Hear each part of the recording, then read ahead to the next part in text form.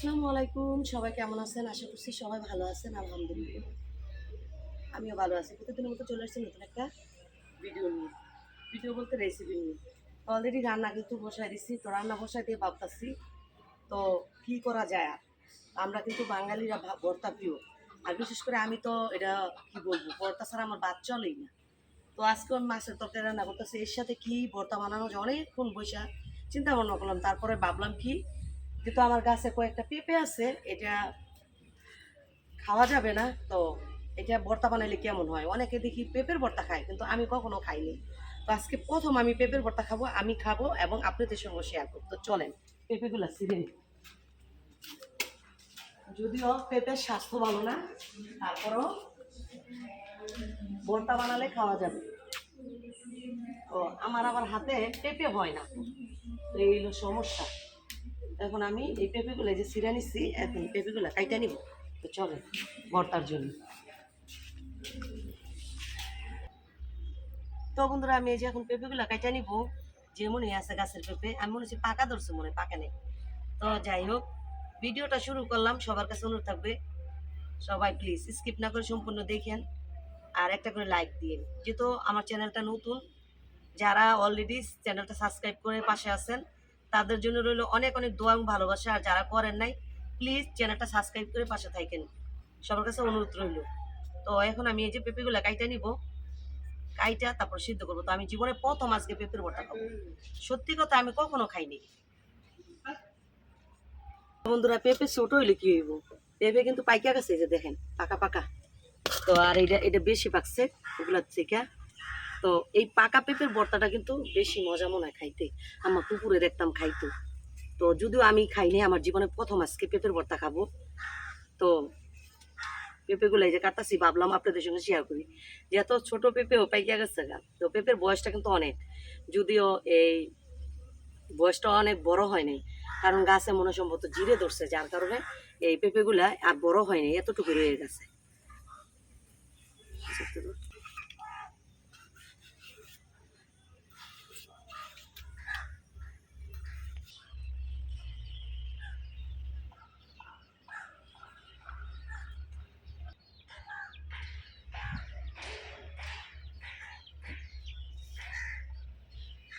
তো বন্ধুরা, আমার পেঁপে কিন্তু কাটা হয়ে গেছে। এখন আমি পেঁপেগুলা ভালোভাবে পরিষ্কার করে দিয়ে পানিতে দিয়ে দেবো। পানি কিন্তু অলরেডি আমি বসাই দিচ্ছি, কারণ চুলা আজার যেতেছে, পানিটা আমি বসাই দিচ্ছি, পানি বরফ চলে আসছে।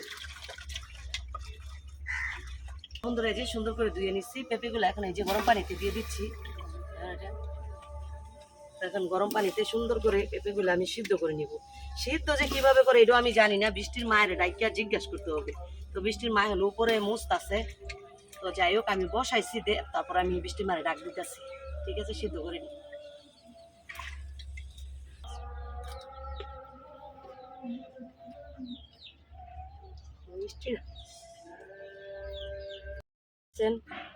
পেঁপেটা সিদ্ধ বসাই দিচ্ছি। তো এখন আমি পেঁয়াজ রসুন কেটে নিব। রসুনটা মূলত আমি দিয়ে দিব সিদ্ধর মধ্যে, যেহেতু আমি কাঁচা পেঁয়াজ দিয়ে ভর্তাটা বানাবো। আমি আবার ওই অনেকে আছে টাইলা ভর্তা বানায় পেঁয়াজ রসুন, তো আমি কাঁচা পেঁয়াজ দিয়ে ভর্তা বানাবো। আর রসুনটা আমি পেঁপের সাথে সিদ্ধ দিয়ে দেবো। তো আগে আমি এই যে রসুনটা কেটে নিতেছি, রসুনগুলো আমি দিয়ে দিব সিদ্ধর মধ্যে। তো সিদ্ধর মধ্যে দিয়ে গেলে রসুনটা দেখা গেছে কি রসুনটা সিদ্ধ হয়ে গেল। তো পেঁপেও প্রায় সিদ্ধ কাছাকাছি, আর একটু সিদ্ধ করে নিব ভালো করে।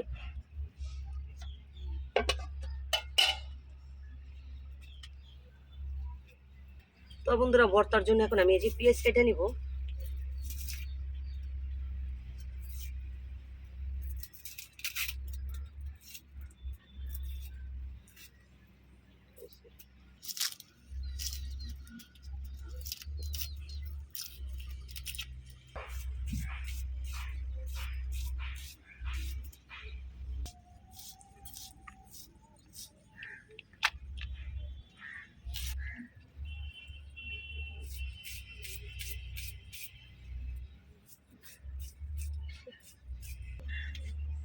তো বন্ধুরা, এই যে আমার পেঁয়াজটা কাটা হয়ে গেছে।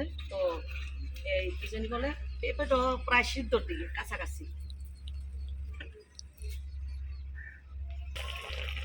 তো বন্ধুরা এই যে আমার পেঁপেটা সিদ্ধ হয়ে গেছে, একদম নরম হয়ে গেছে। তো এখন আমি পেঁপেটা নামাই নেব। এখন আমি এই যে পেঁপেটা পানির থেকে সাইকে আমি উঠাই নেব।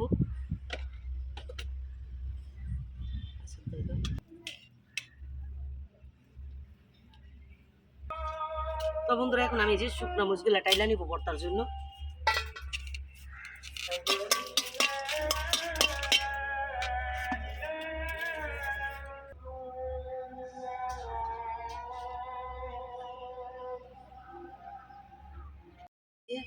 মরিচগুলা টাইলা নিচ্ছি, এখানে যে পেঁপে তো দেখতে পেয়েছেন। তো এখন আমি ভর্তাটা বানাই নিব। ভর্তার মধ্যে এখন মরিচগুলা নিয়ে নিচ্ছি, এখন দিয়ে দিব যে লবণ পরিমাণ মতো। আচ্ছা, তো আগে আমি মরিচগুলা ভালোভাবে ফাঁকি করে নেব।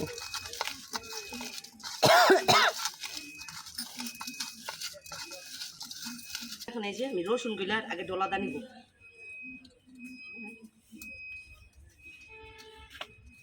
তো রসুনগুলো সিদ্ধ করছি, তো সুন্দর হয়েছে। তো এই যে আমি রসুনগুলো ডলাদা নিলাম।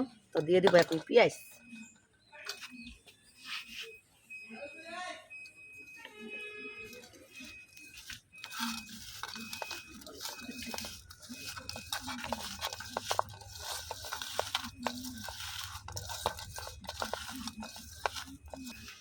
তো বন্ধুরা আমি যতটুকু পারবো চেষ্টা করব এই পানিগুলা চিপা ফালানের। তো এই যে পানিগুলো আমি ফালাই দিতেছি, যদি আমি সাইকেল উঠাইছি তারপরও পানিগুলো আবারও চিপা আমি ফালাচ্ছি। দেখুন কত পানি যাইতেছে, দেখছেন? তো পেঁপের মধ্যে কিন্তু এই যে এখন রসুন হয়ে গেছে, পেঁপের মধ্যে কিন্তু প্রচুর পানি। তো এখন আমি সুন্দর করে চিপদা চিপতেন কে পানি থাক দেন। এত পানি এর লাগি তো টাল্লা দিল লাগে। আরে পড়লে কি জানি। তো এখন বন্ধুরা এই যে আমি পেঁপেটা পেঁয়াজ রসুনের সাথে আমি মাখাই নিব।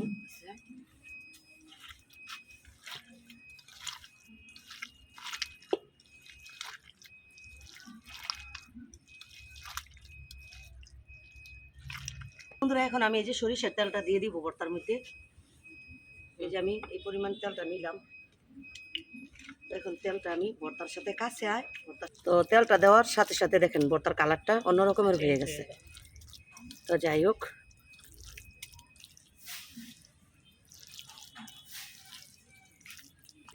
তো বন্ধুরা এই যে আমার ভর্তাটা হয়ে গেছে।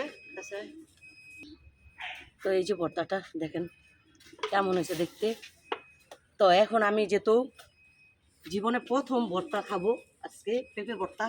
তো ভর্তা দিয়ে আমি ভাত খাওয়ার জন্য পাশের বাড়ির থেকে ভাত নিয়ে আসছি। আমার ঘরে ভাত ছিল না, তো বসাবো তরকারি হইলে। তো এখন আমি ভর্তা দিয়ে ভাত খাইয়া আপনাদের সঙ্গে রিভিউ দিব কেমন লাগে খাইতে। আর যারা খাইছেন তারা তো জানেনি, আর যারা খান নাই তারা আমার কাছ থেকে এই নেবেন। যেহেতু আমি জীবনে প্রথম খাচ্ছি, আমি বলবো খাওয়ার পর কেমন লাগে।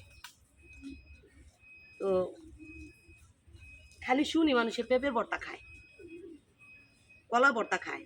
তো কলা ভর্তা মনে হয় একবার আমি বানাইছি কিনা আমার মনে নাই, বানাইছি মনে হয়, কিন্তু পেঁপের ভর্তা কখনো বানাইনি।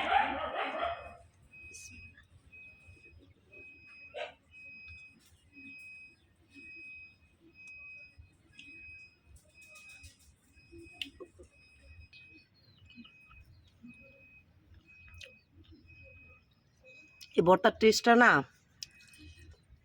যেমন কীরকমের যা আসতেছে আমি বুঝতে পারতেছি না। আমার কাছে মনে হচ্ছে কাঁকরোলের ভর্তা মানে যে একটা টেস্ট না, সেম ওই রকমের কিন্তু মজা। তো আমি জীবনে প্রথম খাইলাম, আমার কাছে ভালো লাগছে। যদি আমার মতন এখন কেউ না খায় থাকেন, অবশ্যই একবার হলে ট্রাই করেন। খুবই মজা হয়েছে, কিন্তু রসুন দিলে মজা পাবেন আর বেশি। তো যাই হোক, আজকের মতন এই পর্যন্তই। দেখা হবে নতুন একদিন নতুন একটা রেসিপি নিয়ে। এই পর্যন্ত সবাই ভালো থাকবেন, সুস্থ থাকবেন। আল্লাহ হাফেজ, আসসালামু আলাইকুম। কখনো খাইনি হিসাবে খুবই ভালো লাগতেছে।